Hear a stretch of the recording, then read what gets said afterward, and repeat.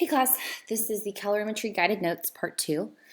Just to remind you, this is calorimetry, but it's under the umbrella of thermodynamics. So if you find yourself struggling by any means, just remember to look for any of these titles throughout these notes, and that'll kind of give you a good guide to look up extra resources online should you need them.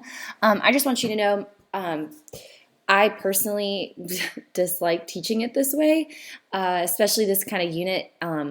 There's so many ways we can do things hands-on if we were in the classroom or in the lab. So if you could just bear with me, just getting through these notes. I know it's a lot of terms and you're probably like, there's a lot of terms and I don't even know how to use them and what they really mean. So just bear with me getting through these notes. And when we do, I'm trying to find some virtual labs. I think I found some fun ones and I'm trying to do stuff that you guys can do at home. So all that to be said, we're getting to the fun stuff. So just bear with me. We'll get through this together. Okay. So we'll come back to this true-false section up here, but I really want to dive into this right here. So this right here is going to talk about exothermic and endothermic processes, and it's going to help you identify what terms, well, I guess the sign associated with each of these variables as it describes an exothermic or an endothermic process. Okay, so we're going to dive into this. We're also going to look at energy diagrams, and these energy diagrams are just these reaction coordinate, these reaction curves tracking the energy changes. And so we're just going to dive into a little bit more. I'm pretty sure we've already looked at that earlier this year. And then once again, we're just going to talk a little bit more about variables. This is going to kind of unlock our calculations practice, if you will. And then once we do a little bit of practice with some of these calculations, we can start doing the fun virtual labs, okay? So just bear with me, we're almost there.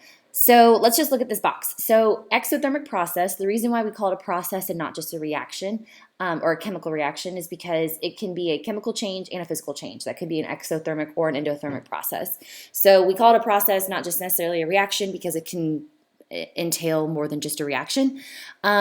Exothermic processes or release energy. So that means they give off energy, they're losing energy, they release the energy. Okay, so when I am talking about heat in terms of an exothermic process, remember heat is Q, I'm going to be looking at a negative Q variable. Okay, so why? Well, if I am undergoing a process that's releasing energy, then I'm also releasing heat. And so by releasing heat, I'm losing heat. So in subtraction, if I have $5 and I subtract $1, well, I just lost my dollar. So same with heat. If I have a negative Q, well, then I just lost some Q, therefore I lost some heat, and that's an exothermic process, okay? So a negative Q would be associated with an exothermic process. I guess I'll just jump down straight to the endothermic in light of Q. So an endothermic process, we're gonna be absorbing energy, okay? Meaning it's like taking in, it's gaining energy, okay? So in this case, when we're talking about it in terms of heat, the way it's going to be gaining that energy is by absorbing some heat.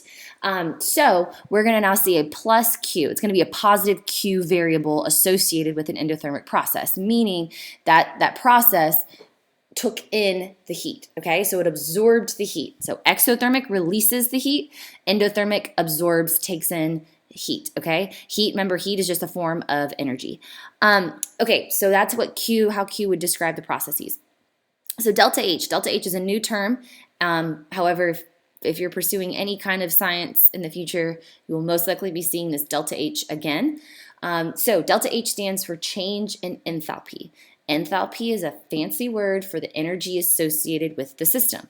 So a delta H just means we're going to be analyzing the change in energy of the system. So an exothermic process, we're giving off heat. We're also what we call giving off energy. So we are observing a loss of energy. So this delta H stands for change in energy associated with the process. By having a negative delta H, I am describing an exothermic process where I released energy, I gave off energy. So endothermic is the opposite. So I'm absorbing energy, as I wrote in pink right here. So I'm absorbing energy, so positive. I'm taking it in, I'm gaining it, I'm adding it, I'm absorbing it. So positive delta H means an absorption of heat. So the change in, of energy. So the change in delta H, the change in enthalpy is positive change in energy. Okay, so temperature associated with this. So it might be helpful. Let's see if I can do this. I'm not super good at this at all. Just as a reminder, when you are doing, what's a good color? Here we go. The delta T is always T final minus T initial, okay? So don't forget that. So delta T right here.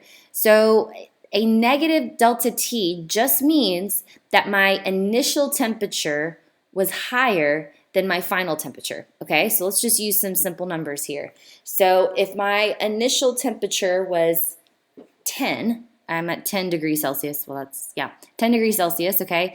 And my final is 0. So I got cooler, right? I started at 10 degrees Celsius. I went to 0 degrees Celsius. Okay, so I'm going to have a negative delta T, right? I'm going to have a negative 10 as my delta T. Well, this negative delta T is describing what we would say a exothermic process. Well, exothermic process means it gave off its energy. So let's just think. In order for me to go from 10 degrees Celsius to 0 degrees Celsius, which we would call cool, how would you cool off? So think about it, you went on a really, really, really hot run. Let's say there's enough moisture in the air that you could literally see the steam kind of coming off. I'm sure I guess it's cool. I'm sure you've seen it before. Anyone who plays sports, I'm sure, at night, you know, you're sweaty, all sweaty at the ball field, and you can literally see the steam rising off of your teammates' heads. Okay, so what they're doing is they're losing heat, they're losing energy to cool off. So right before they took off their football helmet, they were, you know, a certain temperature, and as that steam is releasing, as the heat and energy is being left off, they're cooling down. Their final temperature is going to be cooler or lower than their initial, okay? So all this to be said, a negative delta T, negative change in temperature, is a sign of an exothermic process, okay? We are releasing energy, releasing heat, okay? So at the end of the process, if you will, your object is going to feel cold. So you started off with a sweaty head right after you took off your helmet, and after the long coach's speech, hopefully it was a good speech, not a bad speech.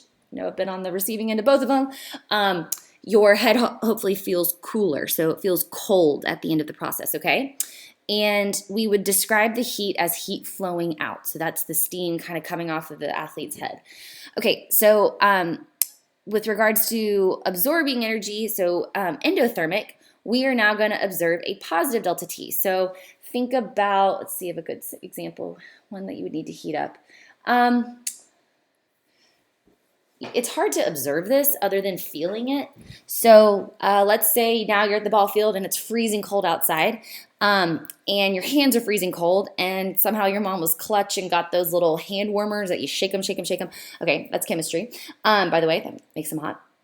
Okay, so you shake them and they get hot. So the heat pack, the little hand warmers, are actually transferring heat into your hands for your hands to warm up, okay? But let's just talk about it in terms of temperature. The change in temperature, it's a positive change in temperature, meaning this little formula, final minus initial, is going to be positive. So my final temperature is going to be warmer than my initial temperature. So hopefully your hands are not 0 degrees Celsius. So let's start out at 10 degrees Celsius, because that means your hands would literally be frozen. So your hands are starting out at 10, and that heat warmer warmed you all the way up to 20 degrees Celsius, okay? So what we would observe is 20 minus 10. We would still have a positive change in temperature. So the positive change in temperature is a sign that the object, or your hands, gained energy, gained heat, okay? So the positive delta T is a sign of an endothermic process, endothermic taking in the energy. And at the end of the process, your object will feel hot, will feel warmer. So hopefully your hands warmed up, okay? And the process of what we observe with the heat is flowing into the object, okay? So obviously my examples were a little more long-winded than what I could put in this box, but feel free to use any process that kind of came to your mind to think this through. Any students who are pursuing AP Chem, I highly recommend taking time to really absorb this right now. Be an endothermic process with your brain, because this pops up so many different ways in AP Chemistry, okay?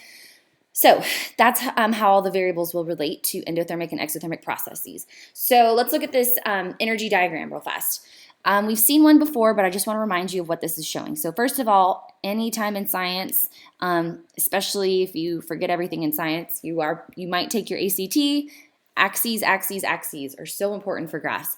So before you just assume anything, let's look at the graph and let's look at the axes. This says potential energy. So once again, potential energy is based off the orientation, the placement, the position of atoms, okay?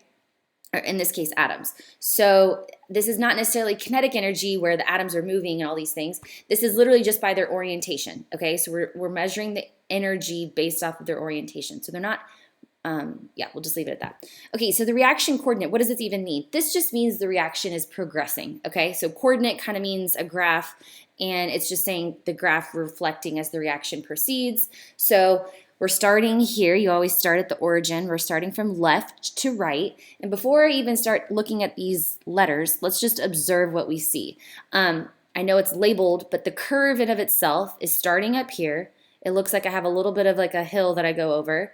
I go down and I end here. So my first overall observation is I started higher than I ended because I ended lower, okay? And I also observed some strange non-linear curve, okay? So those are just my initial observations. So now we can go through and start talking about all these independent pieces. So I know it's out of alphabetical order, but let's just talk about it in terms of what makes the most sense as the chemist. So this green line right here, so the starting little plateau, this is representing your reactants. Now it's representing, remember, use this axis, it's representing the energy associated with your reactants, okay? So energy associated with my reactants. How do I know that's my reactants, not my products? Well, we're starting from left, we're reading left to right, and we're talking about a reaction. So my reactions always start with reactants and end with products. So I know equilibrium probably threw you for a loop there, but we're thinking left to right, single arrow kind of a process here, okay? So then we get to this next plateau. So this next plateau just means that the reaction got to a point where it was at a constant energy, showing that the reaction was completed. And this is now the energy associated with my products, okay? So I labeled it as reactants and products, but just remember, it's not so much reactants and products, it's the energy of my reactants and the energy of my products, okay? So how did I get from my reactants to my products? Well, I didn't just go straight there. What I observe is this little curve. So let's talk about this. So the curve, I have to go up before I go down. So this B, what I highlighted as B, this is what we call the activation energy. So remember, B is not this arrow C, okay? And I'll talk about arrow C in just a second.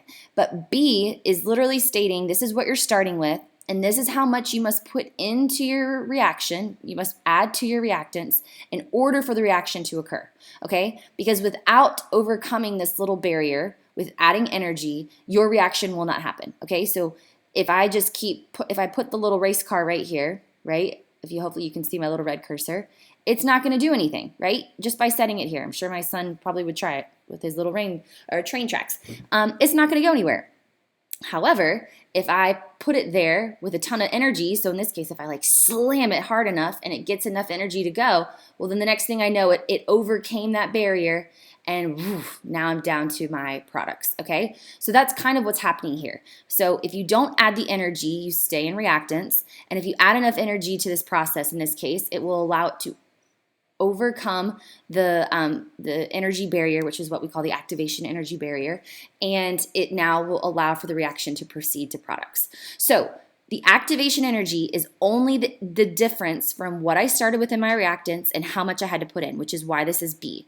The C arrow is talking about the total energy released by the reactants in the reaction, okay? Because at this single point right here, I now have the initial energy of my reactants with some additional energy. Do you see that? The additional activation energy has been put into my reactants. So at this point, at this top peak right here, I have reactants plus extra energy, and the C is from the top of the peak all the way to what my products are observed as for energy, and that is the total energy released by the reaction, total energy released by the reactants, okay? And yes, it does include the activation energy. So make sure you can really understand these arrows. Yes, it tends to pop up a lot, and I've even seen it on SAT stuff. ACT, sorry. Okay, and then the last few ones. So let's just go straight to this D. So D is what we call delta H. So D and C are commonly there's a common misconception as to which one's which. So let me talk to you about D. D is just stating the change in energy in the reaction, meaning final minus initial, the starting point and the ending point, that kind of a comparison. So we don't need to look in the middle of what happened in the middle, okay? That's described by C, that arrow C. Arrow D is what we call the net change in energy, the enthalpy, the change in enthalpy, is just from where I started to where I ended, okay? So that's what that dashed line is. So I started here, and as you can see, I end down here, so I'm just tracking it from the dotted line to dotted line. That's my final minus initial, the total change, the net change in energy of my reaction, okay? So make sure you understand how to differentiate B from C and D, okay? Now, A and E are just your graph reading, right? So F, the little box, I guess, is indicating the reactants. But in this case, this is the energy associated with the reactants. So technically, if you're reading it from 0 all the way up to whatever energy value this is, that's what A is describing, okay? From 0 energy all the way up to where the line or where that point on the curve is the energy for that reactant. Same here. If I'm right here and I were to read it on my graph, obviously it's pretty straightforward. You would read it from here, but this arrow is just describing 0 up to this point is the total energy of the products. Okay, so hopefully you understand this. Now, I can do my best to draw this. Hopefully I don't confuse you guys. I'm going to draw it in red. So if I were to observe what we call, so this right here is an exothermic. Hopefully you can see that. I started with this much energy and I ended with this much energy. So what does that mean? That means I lost energy, right? Because if I didn't lose any energy, I would go whoop, right back on this dotted line, but that's not the case. I actually went below. So I lost energy. That negative delta H in this case would actually be negative. Oh, the delta H in this case would be negative. So if I were to draw the opposite of what's going on here, what we would call an endothermic graph, and I know you guys have seen this already, so I'll go quick. It would look like something, oh, never mind. That was not happy. Let's try this. It would look something like this. Okay, so this right here, what I just drew, would be your endothermic, meaning I started with this much energy and I ended with more energy, okay? So if you end with more energy, that means you absorbed energy, and the same kind of arrows, similar process would occur, okay, or describe the same concepts, okay? It's very common for you to always have to put in a little bit more energy than what's required of the system, well, than what's required to at your products. That's a whole different ball game of discussion, but just so you know, both tend to have a little bit of a curve.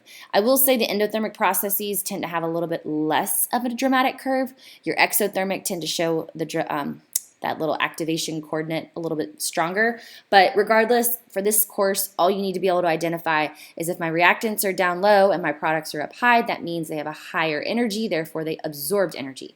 The original curve drawn on this paper, I'm starting at a higher energy and I'm ending in a low energy, so therefore the net change is a release of energy, exothermic process, okay? So now this is just applying some numbers to this curve. So it says calculate the enthalpy change of the reaction and indicate if the reaction is exothermic or endothermic. So once again, enthalpy change, this terminology right here, is just delta, hopefully this is okay, delta H. Okay, so we're looking for delta H here. Delta H is just the change in energy. Remember, my axis right here is talking about energy, so this is where I'm going to get my numbers from.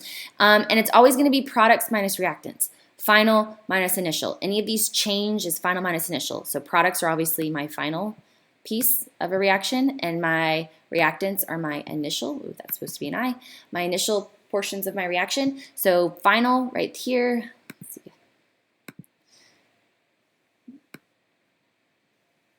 Oh, it's supposed to be 300. And my initial is right here. So this is how I got my numbers. So my products is the plateau on the far right. My plateau on the far left are my reactants, which is why I was 300 joules minus 100 joules, and I get 200 joules. Since this is a positive number, that's how I knew a positive delta H was going to be endothermic, okay? Let's confirm this with this. Positive delta H is endothermic, okay? Okay, so Oh, I had already calculated it prior. So this question was asking for the number right here. So two things. Even if they never gave you numbers, you could figure out if it's an endothermic process, endo or exothermic, and you could predict the delta H. So what do I mean by this? Just by simply looking at this plateau, the products being higher than the reactants, we know that we have a absorption of heat or an absorption of energy, okay? So therefore we know that we're increasing in energy from the reactants to the products, therefore it's an endothermic process, and by knowing it's an endothermic process, we know that delta H, has to be positive, okay? Okay, so let's talk a little bit about activation energy. So activation energy, so what exactly, why is it important to track? Okay, so activation energy is kind of the unnecessary, if you're doing something in the lab, it's the unnecessary energy barrier that you don't want to have to waste materials, you don't want to have to waste your, not your energy, but the energy associated with your system in your experiment on overcoming that activation complex, okay? So we add stuff called catalyst. I know you've heard the word catalyst before. And we always know, okay, catalysts speed up the reaction. So what actually the catalyst does is it increases the opportunity for the reaction to happen. And by doing so, it reduces the amount of activation energy. So what does this mean? It pretty much makes the reaction easier to occur. So by making it easier, there's less energy needed by the reaction to take place, okay? So there's a lot of big words there. But simply stating, adding a catalyst to this reaction will lower what? It lowers the activation energy, okay? So you don't have to put as much energy into the system if you add a catalyst. So that's very helpful to know. Okay, so now practice calculations. I don't have the actual practice associated with these notes, but let's just talk through some basic formulas. Okay, so you have this pink formula, which is actually going to be observed right here. Okay, so this is the pink formula, and then this is my green formula. So let's talk it through. So going back to my initial curve, my heating curve right here I had. Remember these were the formulas I had? I had Q equals MC delta T, and I had Q equals italicized M delta H. So each particular piece of the leg of that graph has a unique formula, and the unique formulas will calculate the heat associated with each step of the way. Let me make sure I say that right. Yes, heat on every step of the way. Delta H. Okay, so Q equals MC delta T. So let's talk about the variables. So Q is heat, and that's ultimately what we're trying to solve for. We're trying to solve for this heat, okay, because it's all going to be an additive piece for our heating curve. We want to know how much heat was required or how much heat was released throughout the system or throughout the heating process or cooling process. Okay, and the unit is commonly joules. So be careful with this because you're going to be switching back and forth between joules and kilojoules. And in order for you to add everything up at the end, everything has to be in that same unit or else you're going to get the wrong answer. Okay, M. So for Q equals MC delta T, so the MCAT, this M stands for mass. It's very important you understand this because when you're doing the delta H scenario, even though this is change in heat, and this actually is not the formula that's associated with the other one. When you're doing this formula right here, what color did I do? I did blue. Oh, perfect, blue. This little M for this guy is actually an italicized M, and it stands for moles. So be very careful. Okay, so Q equals MC delta T. M is in mass. Mass is going to be in grams, and I'm detailing the units right here. C is specific heat. So once again, that's the amount of heat required to raise 1 gram of a substance by 1 degree Celsius. That's just the long-winded definition. It is unique to every substance. It is helpful to know it. You can always solve for it, do an experiment to determine it. But specific heat is considered a constant associated with that particular substance, that material. Okay. You're either solving for it or you need it in order to do your calculations. The units associated with C, always just double check what the table or what any constant units that they give you, but standard is joules per gram per Celsius and per degree Celsius. And the reason why that's important is because that's why you want to convert your mass unit to grams. Sometimes it'll be given in kilograms, milligrams, all those things, and you want to convert it back to grams so that it's speaking the same language as this C variable, the C variable's units, okay? And then lastly, temperature. Just make sure your temperature is also in the same unit. So usually we work in Kelvin, that's great. However, if your unit right here is not in Kelvin, you can't be using Kelvin. So just so you know, you will be using degrees Celsius for this. If I just overwhelmed you with all of that, I will tell you C's units, so the specific heat's units, should tell you all of the units you need to convert to. Okay, so don't feel like you have to memorize what these should be. Just look at this constant's units, and whatever they are, convert everything to them. Okay, so delta H is the change in heat. And how do we know the change in heat of a system? We're looking at the delta H is a stoichiometrically determined value. What does that mean? It means if you're describing a reaction, like the delta H associated with that reaction, so the change in heat, well, it's more so change in energy of that reaction. If you were to multiply all of your coefficients in your reaction by a number, by a constant, you would have to multiply the delta H, therefore the change in energy, by the same constant. Meaning, if all of my coefficients are 1, and I have a delta H of 5 for the whole reaction, okay? Positive delta H of 5 kilojoules, okay? Now, if I were to multiply all my coefficients by 2, meaning I had 2 amounts of the reaction occurring, well, then I am going to observe a positive 10 kilojoules, meaning an absorption of 10 kilojoules by the process, because I doubled the amount of reactants and products present. So don't worry too much about that right now. That's more of an AP Chem concept. I do want you to understand how to calculate your plateau pieces right here. So Q, once again, is heat. So we're trying to figure out how much heat was associated with this process. Remember, it's a phase change. And the M, this italicized M, stands for moles. So don't forget, you have to convert your substance to moles, okay? And how do you do that? A molar mass. So if they give you mass, or even if they give you a volume, you'd have to somehow convert it back to moles, okay? And then these delta H values. So here and here, oh, that's not a circle. It's like a rhombus or something.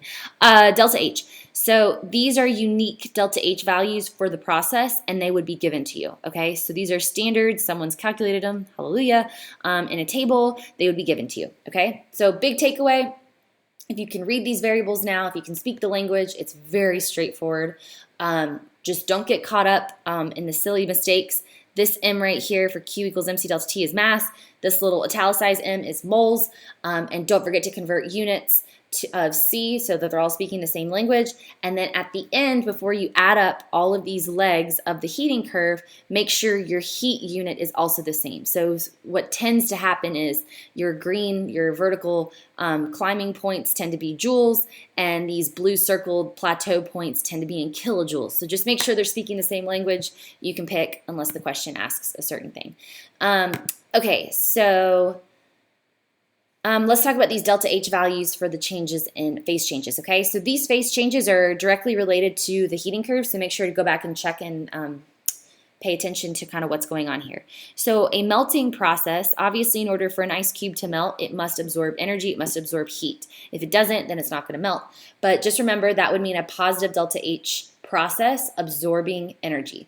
So freezing. So in order for the water now to become ice, it must give off its heat, it must lose its energy for it to now become ice. So just think through the process of what's actually happening. So the freezing is actually releasing energy, so you're going to have a negative delta H. The reason why this is important is because it is given to you. These values right here, these delta H values are given to you, and you have to know to translate whether you need to input it into your particular heating curve as positive or negative given the process. I will also say, if this delta H piece is kind of throwing you, but you can mentally kind of track the heat concept, don't worry about changing the sign of delta H in your calculation, but you must remember to now interpret the Q and add a sign if needed. So what do I mean by that? you plug in all of your numbers as needed to solve for Q, okay? Don't worry about any extra additional signs. Use the actual values, solve for Q. But now interpret Q. So if I now am freezing, okay? So I have some numerical value for my heat, but I know I'm going left to right on this particular heating curve, so therefore I'm freezing. Well, I need to make sure that this sign corresponds with the freezing. So what do you think? Freezing would be what? Giving off heat or absorbing heat? I feel like Dora the Explorer. I just asked you a question. It would be giving off heat, okay? So that would be a negative Q. So hopefully you can understand that concept. Negative Q, giving off heat, yes. Okay, so, but the same concept that I just applied for the heat is applying for these delta H values down here as well. Okay, so that's enough for the notes for now. Please stay tuned. So today, all I wish for you to do is finish these notes, submit it as your participation grade for now, and I will be uploading your digital labs. I don't think I'm going to make you do a formal lab report for it, but I do want you to do some sort of thought through something. So don't stress too much about the lab report. I'm trying to make it a little bit more fun, especially since I don't get to see you guys. I feel like I just want to connect with you guys. So I'm a coffee lover, so I'm looking for opportunities that we can talk coffee. So stay tuned. I think you guys are awesome. I hope you guys all have a great day.